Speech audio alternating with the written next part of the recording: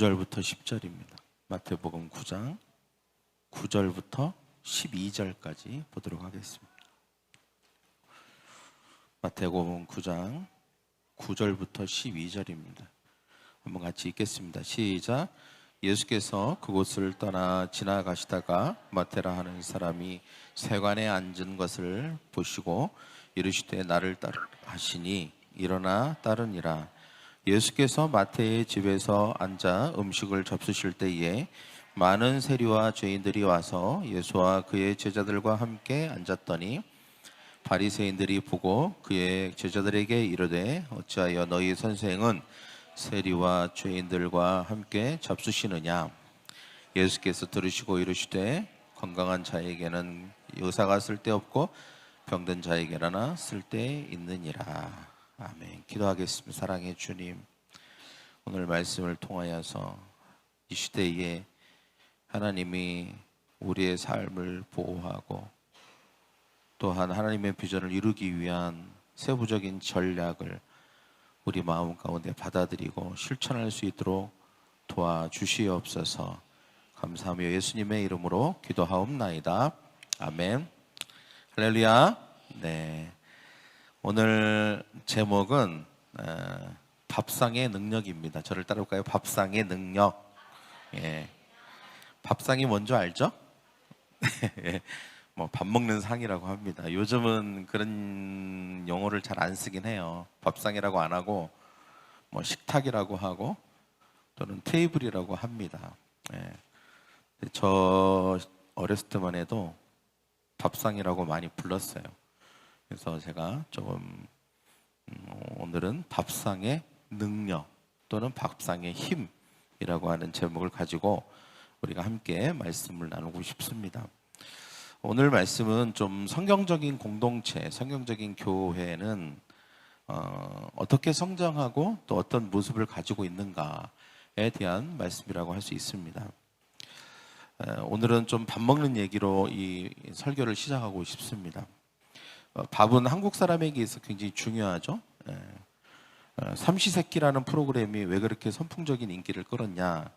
그냥 밥만 세끼 해먹는 프로그램인데 아무것도 안 하고 그럼에도 불구하고 사람들의 정서를 터치하고 뭔가 모르는 그냥 먹는 것 이상의 뭔가 있는 것이죠. 한국인의 밥상 저도 그거 가끔 자주 보는데 최불암 선생님이 여기저기 전국을 투어하시면서 뭐 신기한 그런 음식도 소개하고 그렇게 하는 것을 보게 됩니다. 근데 거기에는 그 음식의 이면에 있는 이야기들이 있는 것 같아요. 그 동네와 그 지역에 대한 이야기들 또 거기에 사는 이야기들이 거기에 같이 버무려져 있어서 단지 먹는 것 이상의 어떤 의미를 가지고 있기 때문에 더 재밌는 것 같습니다. 며칠 전에 어느 한 셀과 같이 식사를 했어요. 제가 잘 안 가는 지역에 가서 먹었는데 아주 한국적이면서 맛있는 밥을 먹었습니다. 알고 봤더니 거기에 사장님이 한국인의 밥상에 나오신 분이라는 이야기를 들었어요. 아, 그래서 더 맛있구나 이런 생각을 하게 되었습니다. 이 시대에 새로운 형태의 나병이 존재한다고 합니다. 나병이 뭐죠? 문둥병, 문둥병이라 한센병이라고도 하죠. 과거에 이 한센병은 피부병이었어요. 때문에 의도적으로 이렇게 고립을 시켰습니다. 분리를 했죠. 그러나 오늘날 현대인들에게 있어서 나병과 같은 것이 있습니다. 고립되는 것이 특징이라면 바로 현대인들은 스스로 고립되는 것을 선택한다는 것이죠. 그러니까 현대인들에게 나병은 스스로 고립되는 것입니다. 그런 병에 걸려 있다는 거예요. 사람들은 서로 왕래하지 않습니다. 잘 만나지 않아요. 자기만의 세계에 고립되어 있는 것을 선택합니다. 인정받으려고 하는 욕구는 높은데 반면에 타인과 비교를 통해서 만족스럽지 않은 낮은 자존감에 시달립니다. 그래서 사람들과 만나는 것을 불편해해요. 그냥 만나면 비교되니까 자꾸. 그래서 자존감이 오히려 낮아지는 거예요. 그러니까 인정은 받고 싶지만 그런 게 싫어서 사람들을 만나는 것을 불편해합니다. 얼마 전 또래 여자애를 살해한 정유정이라고 하는 사람 있죠. 은둔형 외톨이였다 이렇게 얘기를 하더라고요. 기사 제목이 좀 자극적이었어요. 또래 살해 정유정, 휴대폰, 충격 이것 하나도 없었다. 그래서 제가 봤어요. 뭐가 없었다는 거지? 그랬더니 친구와 주고받은 내역이 하나도 없었대요. 친구와 주고받은 내역. 문자도 없었고 전화도 없었고 그냥 아무것도 없었다는 거예요. 그냥 고립되어 있었다는 것이죠. 그러니까 좋지 않은 것을 보고 좋지 않은 생각에 사로잡혀 있고 결국 돌이킬 수 없는 행동까지 하게 된 것입니다.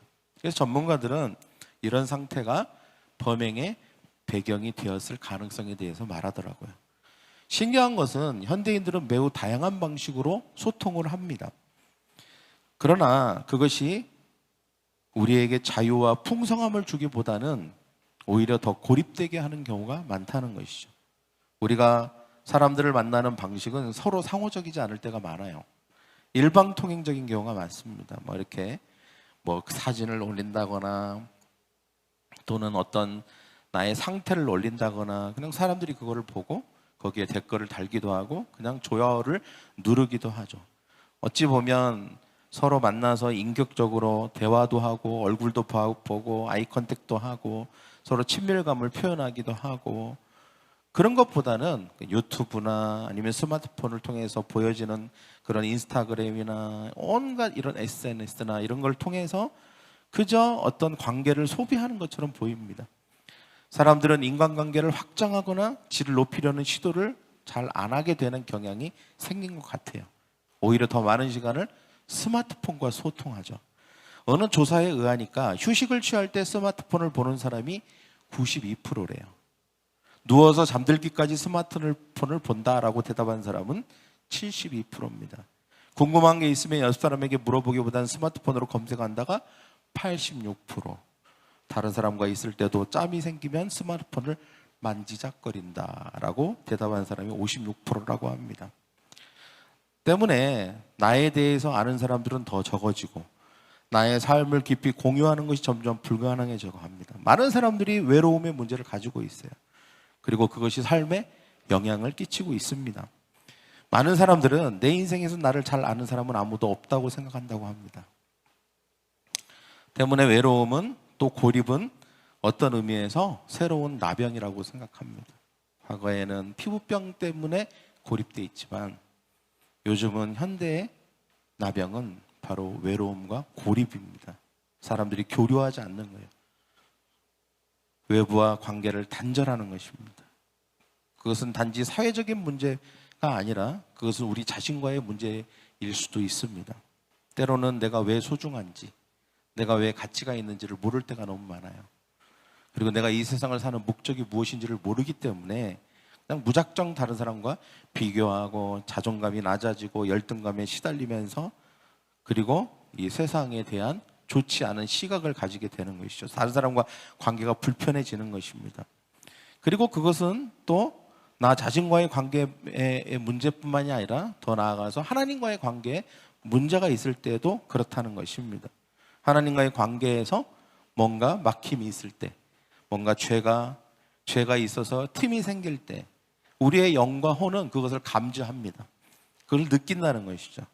때문에 관계에 문제가 생깁니다. 하나님과의 관계가 문제가 생기면 나 자신과의 관계에도 문제가 생기고 그리고 나 자신과의 관계에 문제가 생기면 다른 사람과의 관계도 문제가 생긴다는 것입니다. 그래서 우리가 하나님과의 관계에서 올바르게 관계가 잘 형성이 되고 또 하나님이 나를 향한 목적과 그리고 나를 향한 어떤 가치와 이런 의미들을 잘 발견하게 될 때 그래서 내가 하나님의 계획의 일부구나라고 하는 사실을 발견을 하고 자존감이 높아지고 나를 소중하게 여기고 존중하게 될 때 또 다른 사람과의 관계도 좋아지게 된다는 것입니다. 그래서 우리가 다른 사람과 소통하게 되고 교류하게 되고 돕게 되고 또 도움을 받게 되고 하는 일들을 하게 된다는 것이죠. 현대인들은 이게 참 어렵습니다. 이것을 어렵게 하는 것들이 너무 많이 생겼어요. 그러나 우리 그리스도인들은 이 모든 것 가운데서도 이 관계 풍성함을 누려야 될 줄 믿습니다. 할렐루야. 오늘 성경은 한 세금 징수원에 대해서 말합니다. 마태라는 사람이었어요. 그는 사람들로부터 고립되어 있던 사람입니다. 왜냐하면 그의 직업이 그랬고 또 그의 직업뿐만 아니라 여러 가지 시대적인 상황이 그로 하여금 사회적으로 고립되게 만들었습니다. 그는 로마 정부를 위해서 일하는 사람이었어요. 과거에 일제시대 때 일본을 위해서 일하는 사람들과 같은 것입니다. 무엇보다도 그 사람들에게 더 어떤 고립이 될 수밖에 없었던 이유는 그가 돈을 다루는 사람이었습니다. 돈을 자기 동족으로부터 징수하는 사람이었죠. 착취하는 사람이었습니다. 그래서 누구도 그들과 이 마태와 교류하거나 밥을 먹거나 만나고 싶어 하지 않았어요. 그들은 늘 그냥 부스 같은 곳에 앉아서 무표정한 표정으로 사람들의 증오심과 그리고 혐오를 온몸으로 느끼면서 자신들에게 맡은 일만을 그냥 하는 사람들이었습니다. 그냥 하루하루를 그렇게 그냥 무의미하게 살아갔어요. 그냥 먹고 살아갔던 것이죠. 그들은 외로웠습니다. 그들은 고립되어 있었습니다. 관계는 골절된 상태였습니다. 사람들은 시선도 주지 않았습니다. 그런데 어느 날 예수님이 그런 세리에게 오셨습니다. 그리고 세관에 앉아있는 마태에게 다가가셔서 그에게 이렇게 말씀하시죠. 나를 따르라. 마태는 예수님이 그 말씀을 하실 때 일어나 예수님을 따라갔습니다. 그리고 10절에 보면 우리가 오늘 주목해야 될 한 상황이 나옵니다. 장면이 탁 바뀌더니 이렇게 성경에서 말하고 있죠. 마태의 집에 앉아 음식을 잡수시더니. 예. 저는 이 집이라는 이 단어도 굉장히 중요하다고 생각합니다. 예. 우리가 잘 알듯이 하나님은 우리에게 비전을 주셨습니다. 그리고 하나님의 나라를 이루는 비전이죠. 그 비전에 있어서 이 집이라고 하는 것은 굉장히 중요합니다. 오이코스, 그죠? 오이코스. 그리고 오늘날 이것을 우리는 셀이라고 부릅니다. 셀. 오이코스, 셀은 하나님의 비전과 꿈을 이루는 매우 중요한 핵심적인 전략입니다.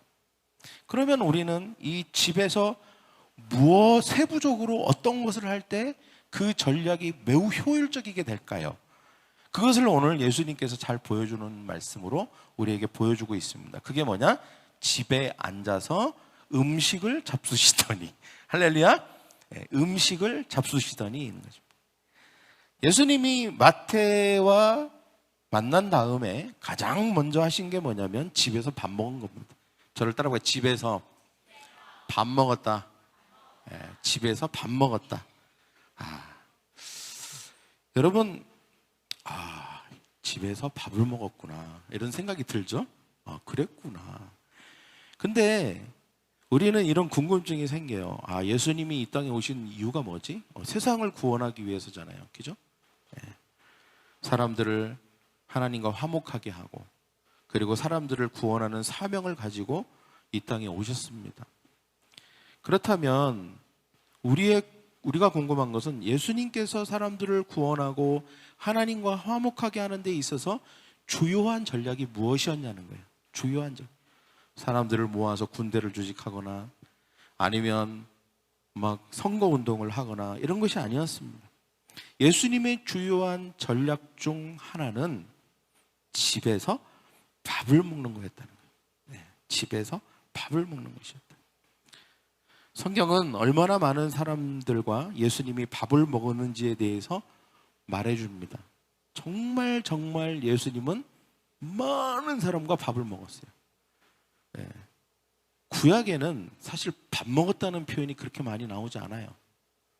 근데 예수님의 공생애를 잘 보면 그렇게 예수님은 밥을 많이 먹었어요.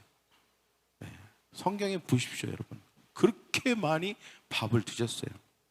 그러니까 오죽했으면 그 당시 종교 지도자들이 저 예수는 먹기를 탐한다 라고까지 별명을 붙여줬겠어요. 먹기를 탐하는 자라는 별명을 붙여줬다니까요. 그만큼 예수님이 어디 왔다 하더라 가보면 먹고 있어. 누구랑 뭘 먹고 계셔. 예수님이 저기 있다더라 그래서 거기 가보면 가버나움에 가보면 거기서 또 누군가하고 밥을 먹고 계셔. 나사로 집에 있다더라 그래서 종교인들이 막 쫓아가서 뭐 흠이나 잡을까 하고 가보면 또 누구하고 밥을 먹고 계셔. 그냥 예수님은 항상 많은 부분, 물론 밥만 먹은 건 아니지만 설교도 하시고 고쳐도 주시고 했지만 그렇게 많은 사람들과 밥을 먹으셨다는 것입니다. 여러분, 이 밥 먹었다, 이 밥을 먹었다라고 하는 것을 통해서 우리가 알 수 있는 것은 예수님의 주요한 전략이 중에 하나가 바로 밥을 먹는 거였다는 거예요. 집을 방문하는 거였고, 그들과 만나는 거였고, 그리고 그들과 밥을 먹는 것이었다는 것입니다. 그래서 누가복음 17장 34절은 이것이 왜 예수님에게 주요한 전략이었는지에 대해서 잘 말해주고 있습니다. 34절 같이 읽겠습니다. 시작. 인자는 와서 먹고 마시매. 인자는 와서. 예수님도 아셨어요, 스스로. 인자는 와서. 지금 자기 얘기하시는 거잖아요, 예수님이. 나는 여기 이 땅에 와서 나는 정말 많이 먹고 마셨다. 이게 얘기하신 거예요. 스스로 인정하시는 거예요.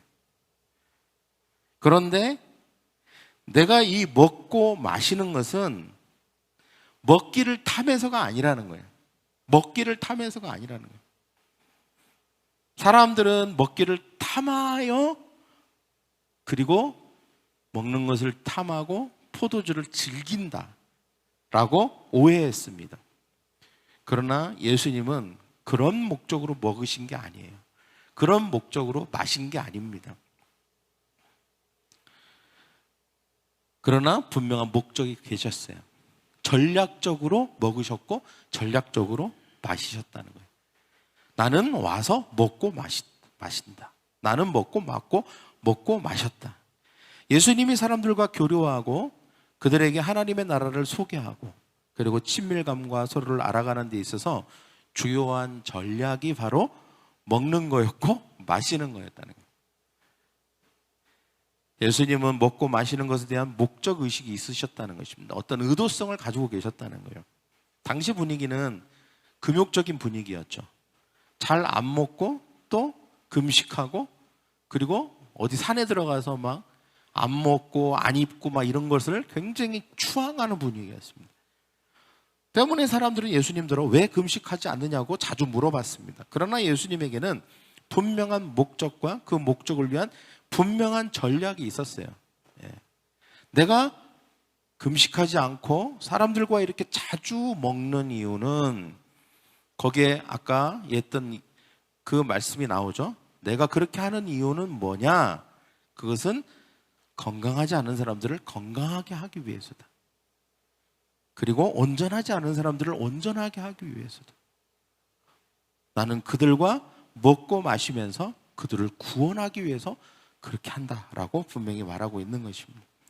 예수님은 먹고 마시는 것이 사람들의 마음을 변화시키는 중요한 전략이 될 수 있음에 대해서 말씀하시는 것입니다. 사람들에게 다가가기 위한, 사람들의 마음을 열기 위한, 그들과 교류하기 위한 주요한 전략이 바로 먹고 마시는 것이었습니다.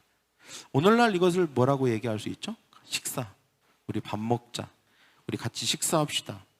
또 우리 커피숍에 가서 음료를 먹읍시다. 우리 커피 한잔 합시다 라고 표현할 수 있겠죠. 먹고 마시는 것을.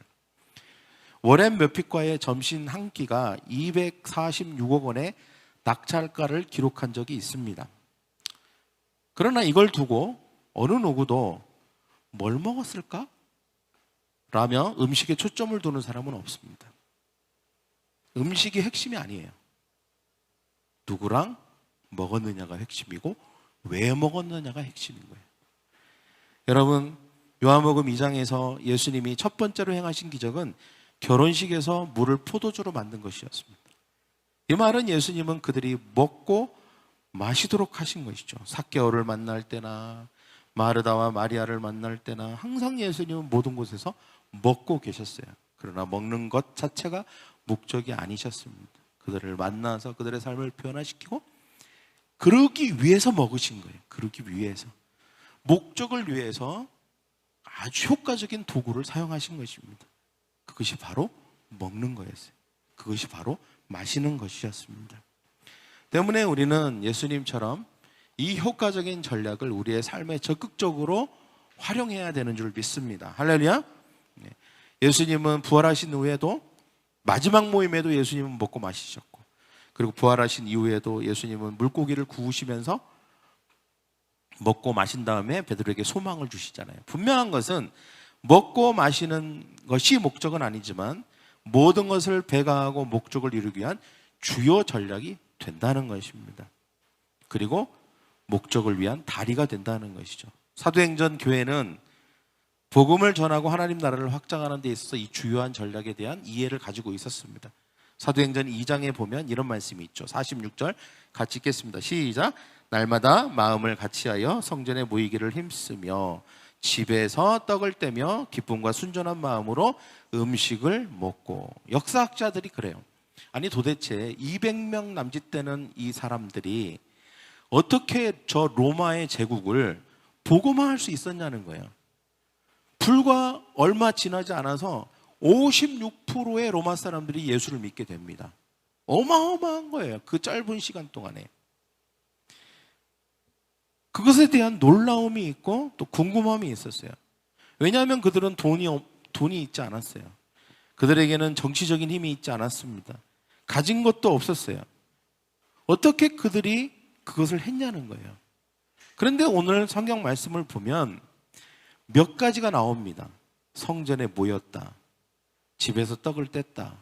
그런데 그 중에 하나가 매우 큰 부분이 하나가 나와요. 그게 뭐냐? 우리가 볼 때 별로 효과적이지 않을 것 같은 거. 그게 뭐냐? 순전한 마음으로 음식을 먹었다는 것입니다. 할렐루야. 저를 따라고 순전한 마음으로 음식을 먹고 어떤 목적의식을 가지고 음식을 먹었다는 거예요. 저는 한때 좀 젊었을 때 점심을 2번씩 먹었던 적이 꽤 있습니다. 목사님 그때는 참 많이 드셨구나, 대식가였구나, 그렇게 오해하시면 안 돼요. 예. 저도 양이 있어요. 정해진 양이 있고 의외로 양이 적어요. 저는 몸에 비해서 위는 작아.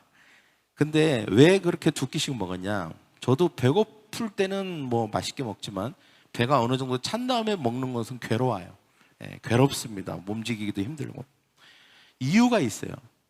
만나야 되는데 여러 명을 한 주에 만나야 되는데 시간이 겹치는 거예요. 누구도 목요일밖에 안 된대. 근데 얘도 목요일밖에 안 된대, 점심. 그럼 어떻게 해요? 그럼 너는 12시에 만나고 너는 1시에 만나자. 근데 만나는데 그냥 만나서 안녕, 잘 지냈지? 그래, 다음에 보자. 이러는 게 아니라 밥을 먹어야죠, 밥을. 밥을 먹으면서 얼굴을 보면서 대화를 하면서 어떻게 지내는지를 하려면 밥을 먹어야 되잖아요. 그런데 시간이 그때밖에 안 된다니까 어떻게 해요? 할 수 없이 12시에도 밥 먹고 같은 장소에서 1시에도 밥 먹고 그렇게 밥을 먹은 거예요. 물론 여러분 그렇게 생각할 수 있어요. 조금만 드시면 되잖아요. 그것도 쉽지 않아요. 앞에 있는 사람이 물어본다고요. 목사님 이렇게 안 드세요? 저랑 밥 먹기 싫으세요? 이렇게 물어볼 수 있기 때문에 오해를 살 수 있기 때문에 맛있게 먹어야 돼요. 나 너랑 밥 먹는 게 너무 좋다. 많이 먹어야 됩니다. 한 그릇을 다 먹어야 돼요. 그럼 2번째도 한 그릇을 다 먹어야 됩니다. 막 여기서 차갖고 토할 것 같은데도 먹어야 돼요. 네. 목적을 가지고 먹는 것이죠. 목적을 가지고. 네.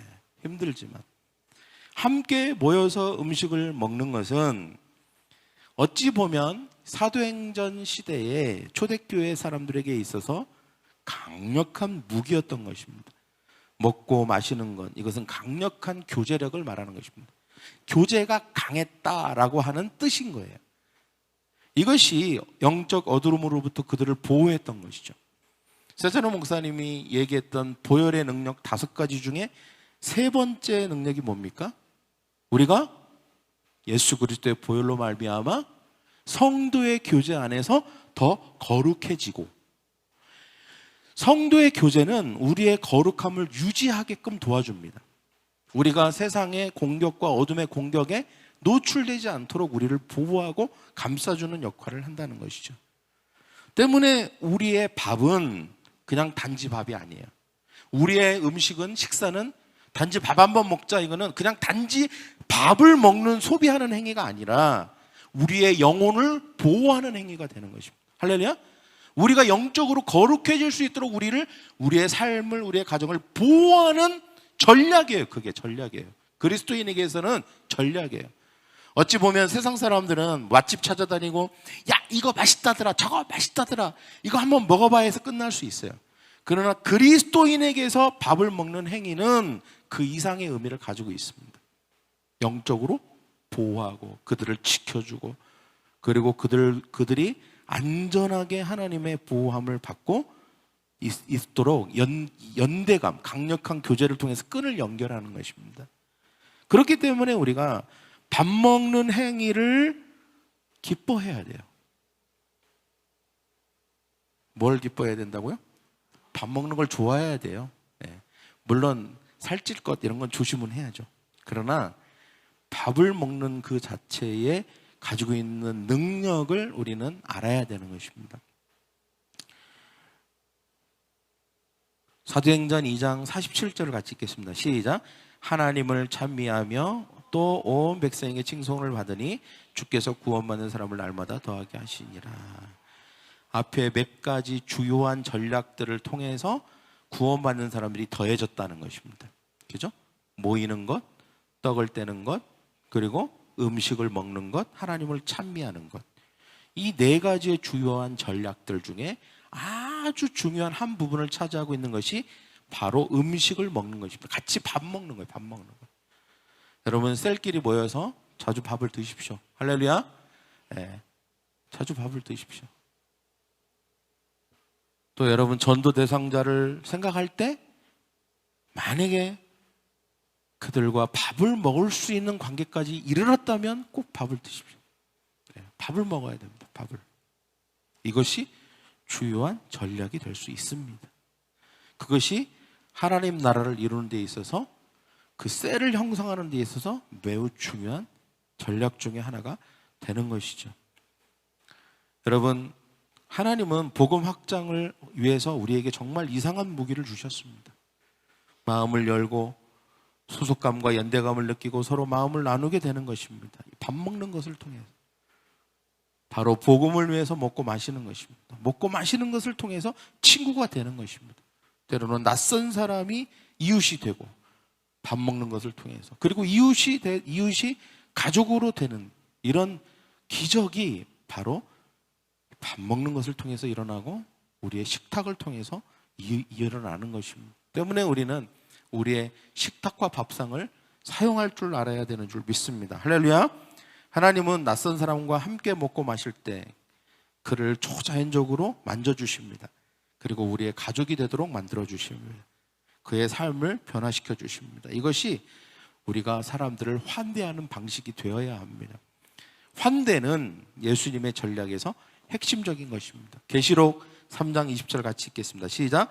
내가 문 밖에 서서 두드리노니 누구든지 내 음성을 듣고 문을 열면 내가 그에게로 들어가 그와 더불어 먹고 그는 나와 더불어 먹으리라. 여러분 이걸 그림으로 한번 그려보세요. 그림. 밖에서 예수님이 문을 두드리고 계십니다. 문을 열어요. 들어가서 같이 먹는 그림이에요. 먹는 그림. 같이 음식을 먹고 예수님과 식구가 되는 그림이 그려지지 않습니까? 예. 여러분 예수님이 이걸 꿈꾸신다는 거예요. 예. 나와 더불어 먹자. 예. 같이 먹는 그 그림. 같이 식구가 되고 싶으신 거예요. 예수님은. 누구나 다. 우리와 식구가 되고 싶어 하시고 식구가 아닌 불신자들과도 식구가 되고 싶어 하시는 거예요. 때문에 이 먹는 것을 통해서, 이 전략을 통해서 그 꿈을 이루고 싶어 하시는 것입니다. 때문에 우리는 성도들끼리도 셀 안에서 서로 식구가 되어야 됩니다. 예, 먹어야 돼요. 기회가 있으면 먹으십시오. 할렐루야. 해먹기도 하고 사먹기도 하고 싸먹기도 하고 뭐 하여튼 할 수 있는 걸 다 하십시오. 이제는 코로나도 끝났으니까. 그리고 믿지 않는 사람들과도 먹고 마시십시오. 밥을 못 먹는다고 하면 음료수라도 먹어야 됩니다. 할렐루야. 여러분 성도들끼리의 식사는 우리를 보호합니다. 우리를 거룩하게 합니다. 우리를 교회라고 하는 공동체 안에서 안전하게 합니다. 그리고 성장하게 도와줍니다. 믿지 않는 사람들과의 식사는 그들을 구원합니다. 할렐루야. 그런 목적을 가지고 있기 때문에, 그런 목적 하에서 우리가 그것을 하기 때문에 그런 것입니다. 여러분들의 식구가 확장되기를 원합니다. 할렐루야. 여러분이 밥 먹을 사람이 없다는 것은 좋은 일이 아닙니다. 밥 먹을 사람이 많아야 돼요. 오늘도 누구랑 밥 먹어야 되고요. 내일도 누구랑 밥 먹어야 되고 내일 모레도 누구랑 밥 먹어야 돼요. 이래야 돼요. 한 달이 지나도 그냥 혼자 밥 먹고 아니면 늘 그냥 이렇게 둘만 밥 먹고 그러면 안 됩니다. 네. 항상 밥 먹는 약속이 많기를 간절히 축원합니다. 할렐루야. 그럴 때 여러분의 식구가 확장되는 것입니다. 식구가 확장이 되는 거예요. 그것은 곧 여러분의 셀이 확장이 되고 하나님의 나라가 확장되는 줄 믿습니다. 초대교회는 모이기만 하면 떡을 떼고 음식을 먹었습니다. 그때 치유가 일어났고요.